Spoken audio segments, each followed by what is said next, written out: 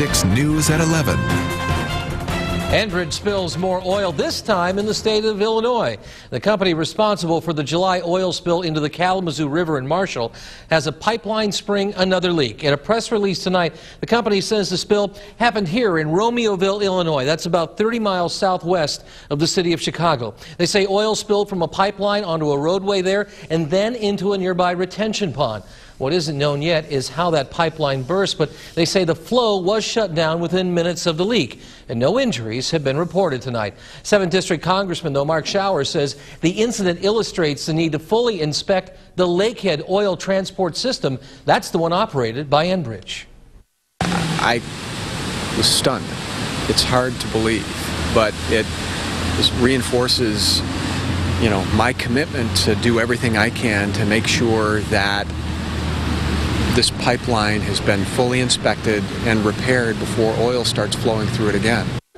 But to do that, it would need the backing of congressmen from a number of other states besides our own. Right now, there is no estimate on just how large that new oil spill is. While Illinois begins its cleanup, Michigan is still taking care of its mess. But a new report tonight suggests the cleanup could have elements of a cover-up. Stacia Mullaney is live in the news center tonight. Stacia, what is this report all about? Well, Sherry, the story comes from the Michigan Messenger, the same entity that broke the story about the undocumented workers in the cleanup project. They say workers have admitted that they were told to cover up the oil instead of clean it up. But I spoke with Enbridge tonight, and they say that's simply not the case.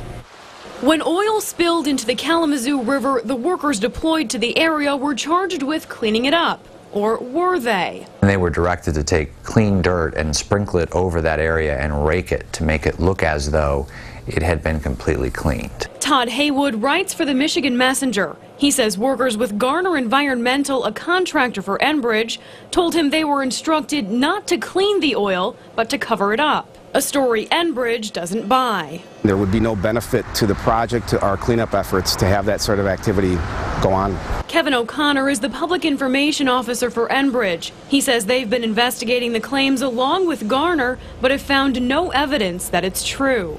If there was some sort of activity going on that would leave oil in the soil, we would need to deal with it at some point down the road. So not getting it all out of there now really doesn't make sense. But even without any evidence, Haywood insists workers are being forced to cover up the oil. They didn't have a choice in terms of doing it. If they refused to do it, they would have lost their jobs. To us, it seems baseless. We're not able to determine any particular problem out there, nor is Garner.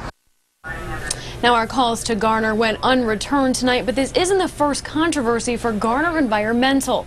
They were working with Hallmark Industrial as a subcontractor until it was discovered that Hallmark was employing undocumented workers and the company was dismissed. Now, if you want to read the Michigan Messenger story, just head to our website, WLNS.com, for the link. Live in the News Center, Stacia Mullaney, 6 News.